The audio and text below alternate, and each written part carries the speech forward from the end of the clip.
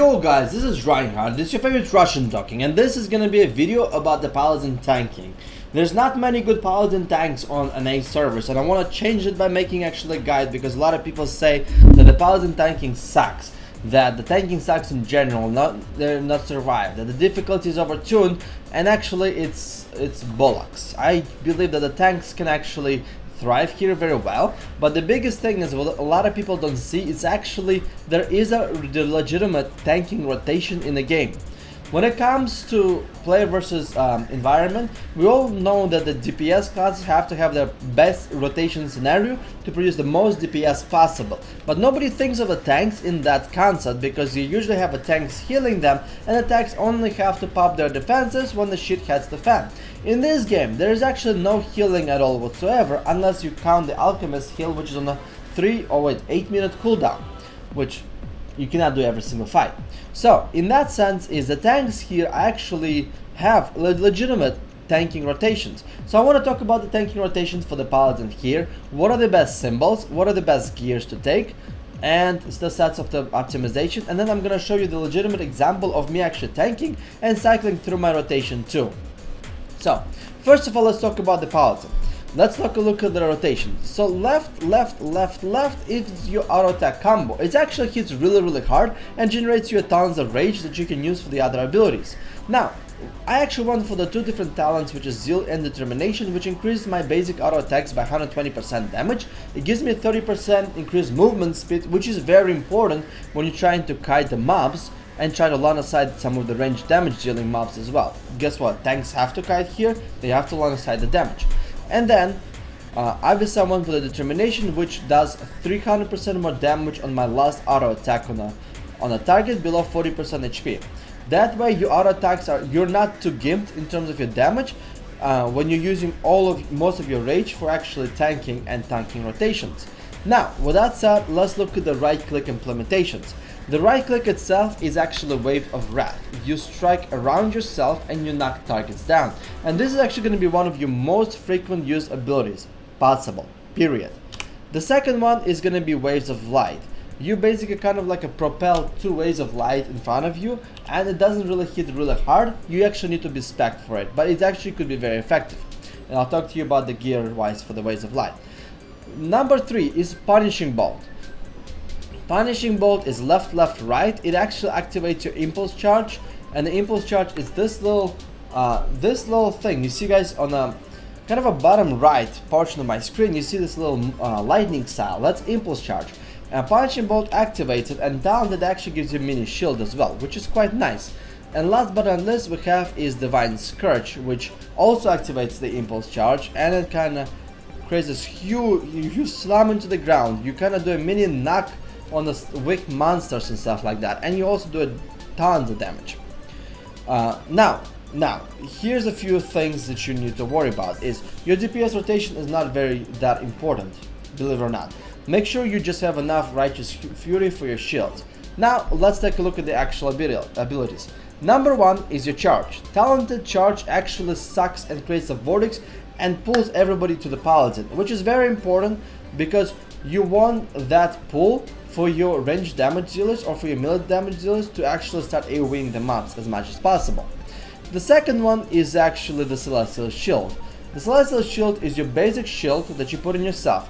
It says 12% here, but actually Talented Shield, and I go through all my talents later on, and Geared Up Shield can actually absorb the shields up to 30% or even more when you actually unlock your provinces.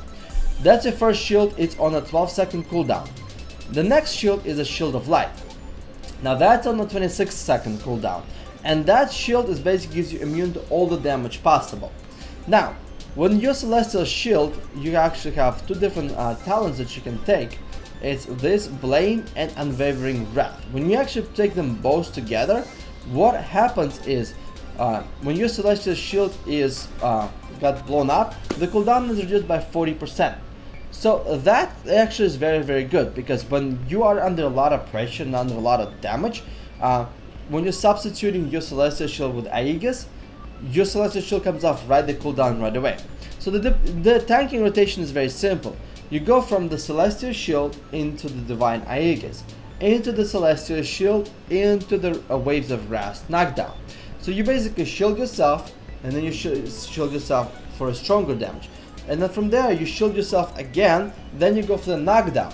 Then you go back to shielding yourself with the Celestial Shield, and then you go back to Aegis. So you kind of alternate. The Celestial Shield is your main pillar of your rotation, and the more Celestial Shields you do per fight, the better you are as a Paladin. But from the Celestial Shield, you go through either Aegis and go back to Celestial Shield, or from Celestial Shield to the knockdown, crowd control, kiting, back to Celestial Shield again. That's the tanking rotation that they want you to use. From there, I want to tell you that the two different talents I picked is for only taunting as well. It's Wave of Holiness, that's a AoE 6 second taunt on a 30-second cooldown, and the next one was actually Massive Verdict, which you just bomb the enemies and you kind of taunt them as well. So, with that said, let's take a look at the example here with the actual commentary. Now, this is a 5-skull squad, so the mobs here do take 10 to 12 to 13% of your HP. Without any shields, any proper defenses, this mob's gonna blow you up pretty fast. Let's actually take a look and see how long it takes for the mobs to kill you. And this is why everybody whines about the tanking being very, very difficult. They're gonna proc my Paladin symbol, which gives me 4-second vulnerability, because essentially if you max out on your Paladin.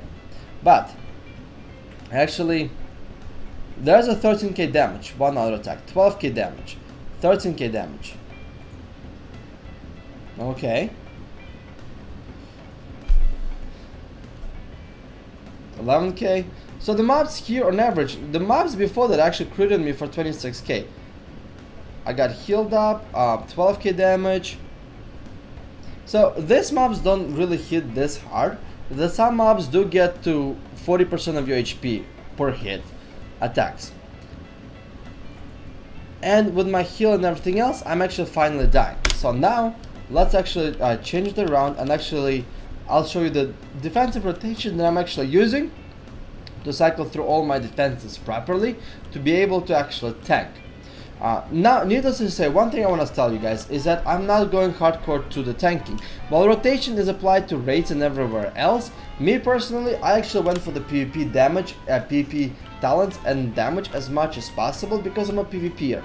But when it comes to tanking 5-man groups for the tablets, for the for your provinces drops and stuff like that, and to help my guild members, I obviously go tanking as well, and I like it because it's actually challenging and fun.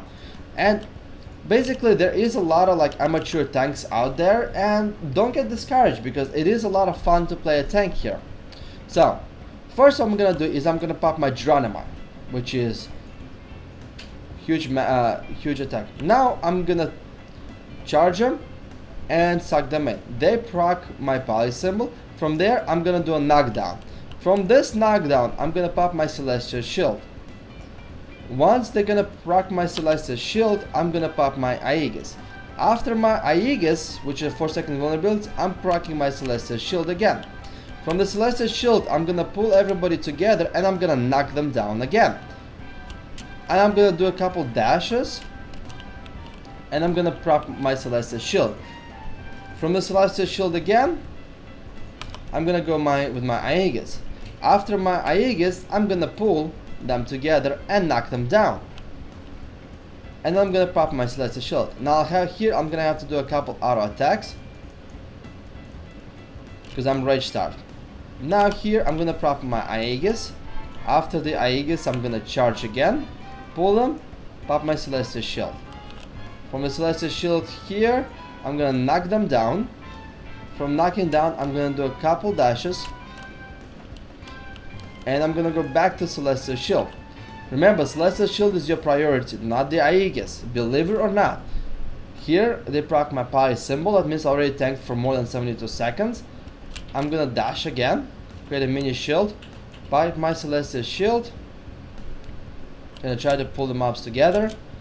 I'm gonna pop my Aegis as well. Gonna pull this little guy here, knock him down. After they're gonna come up, I'm gonna put my shield again. Now obviously there is a lot of there's some damages that slips through the cracks, and your rotation is not perfect. They made it so it to not be perfect so you cannot shield yourself 100% of the time. But if you made everything properly, you can increase your basically survivability by like 20 times fold, 30 times fold. It's actually quite awesome. So last but not least, you do have to line of sight sometimes for them to group up, for you to pull them in, for you pop your shield, from the shield you go knockdown and stuff like that. So that's a basic principle. Now here I'm gonna actually exit this place and gonna go back to the actual original area. Now from here, let's talk a little bit about the talents and the symbols I picked on my Paladin before I give you the legitimate example of one of the dungeon tanking. So for the talents, I went for the Divine Scourge because it does too much damage, but also I think that Purification is also good because it removes the crowd control from the Paladin or their ally and makes them immune to crowd control for 2 seconds on a 28-second cooldown. It's actually pretty freaking badass. Now, the next thing I want to go is I went with the Aegis of Light 2. Basically, it gives my lowest HP target a shield. The only thing is I don't like about this talent is it actually targets Necromancers as well, and Necromancers going through a Lich form, they can heal up relatively well as well. Usually this is perfect to use against those nasty Berserkers or Kinetics that go in a melee range and they are popping all their cooldowns, and then possibly there could be some AoE shit on the ground that they need to be shielded from, and in that case you're actually assisting your DPS to damage a lot. Now I also went with the Onslaught 2. Why? Because we need that pull for PvE. Now, then after that, to two talents, I went with the Massive Verdict and I went for the Waves of Holiness because it 2 of you tons to keep the aggro. Because believe it or not, you have to work your butt off for the aggro, but those 2 abilities, once you have them, you shouldn't have any problem with aggro whatsoever. Now, for the talents, I picked the first 2, which is Zeal and Determination. For your actual auto attacks do more damage, gives you a good movement speed boost as well, especially when you need to kite the monsters or actually line of sight a little bit in between your shields. Unwavering Phase that reduces cooldown of your Celestial Shield by 40% if it's blown up. The fight that I just made, my shield doesn't get blown up because there's just not enough damage coming onto me. Believe it or not, their damage wasn't the greatest. Usually mobs do like 2-3 times more damage. That's where it gets difficult to survive. And then after that I went with a Blade. Basically your attack generates 40% more threat when you're actually using the shield, so that shield and a Divine Scourge, shield and the Waves of Light, which are 2 of your AoE abilities, they legitimately generate tons of hatred, tons of threat. Now, and it also increases your main shield by 60%, your Celestial Shield. I also went with a Punishing Bolt reduction in the rage, but honestly this is, you can pick whatever you guys want to do. You can go as far as Divine Scourge. To be honest, it doesn't really matter. Now, Unshakable Fate is also very good because you do use a lot of your Righteous Fury, which is your kind of a rage from World of, like if you take World of Warcraft Warrior, you know how it generates rage? That's kind of a Paladin perspective here as well. So Waves of Wrath are over here. They use about 130, 150, and then Divine Aegis use about 100. And then if you want to do more damage, your Punishing Bolt takes another 100. So this is very good. Surge is when restores 40% of your HP when you drop below 20% every 10 minutes. It's a great PvE talent because especially on raids when you're going to be tanking those bosses. And last but not least, I like this one. The cooldown of your Aegis of Light is reduced by 10 seconds, making your Aegis of Light not a 26-second cooldown, but effectively a 16-second cooldown, which perfectly fills the gap between those 2 shields. Remember, your Celestial Shield is a priority and it absorbs a lot of damage. And then after that, when the Celestial Shield is still on cooldown, you want to substitute with the Aegis Shield. And that's why this talent kind of fits perfectly here. For the equipment, you want to go with the Celestial Shield absorption for your shield specialization. Here you want to go with not this one what I have. I just don't have any weapons right now, but you want to go with the ones that proc actually Waves of Light, because Waves of Light do, when they proc, they do a lot of damage and they cause least amount of fury. And then for this one you want to go with actually Punishing Blow, Punishing Blow and Divine Scourge for the damage. For the rings, you want to go with the range and melee defense, followed by the dash activation, meaning the more you dash, the more you have shields from your talents. I mean from your symbols. So that's for the gearing, that's for the talents. Let's go for the symbols. The symbols right over here, that's for tanking. Clever Manure, every time you dash gives 5% of your HP shield. And this one, every time you activate your impulse charge, you gain 3% shield. Those two are a must to have. Then, the Necromancer is actually it's one of the best symbols for tanking possible. You summon the useless Viper. As a Necromancer, you don't ever use that Viper at all. That Viper literally does only like 2k damage, which is like 2% of somebody else's HP. It's like a negligible dot. It's like fucking necrosis, essentially. Like, it's really, really, really bad. But that Viper taunts the enemy and actually taunts the bosses for you. And it lasts 20 seconds. So it's actually a better symbol for tanking. So that's what I would recommend to have. Absolutely. And then from there you also can go. Okay, by the way, this is for PvP only. Don't make. This one is good. Balance is a very, very good utility. And a couple others that you can pick up from here as well. Like this one. Incoming damage and damage deals are both reduced by 5%. So, this, if you want to go perfectionist and get the symbols and everything else for tanking, absolutely can. But me focusing on the PvP and DPS, I actually go for the DPS symbols. And I tank 5-man groups. Needless to say, the tank who optimizes the symbols the best, the talents the best, the gear the best, and everything else will be a very good tank for raids. For me, primarily, I want to be DPSing for the raids, but I do want to be tanked for 5-man dungeons. And I have no problem tanking, despite everybody says that the Paladins are weak as hell for tanking. So, with that said, that's kind of the idea that you'd be running with a Paladin. Now, let's take an actual look at the actual example that I tanked in the beginning, where I'll be slushed up and relaxed as shit, kind of chilling like a villain. And guys, thanks a lot for watching. I really appreciate you actually giving this game a chance, embracing it, and actually trying it out. I am looking forward to playing and continuing playing World of Warcraft when the Legion comes out, but for now, fuck yeah, this game is fun as hell. Thanks for watching, and до свидания, and watch that trailer, or whatever it's called that I just gonna put out.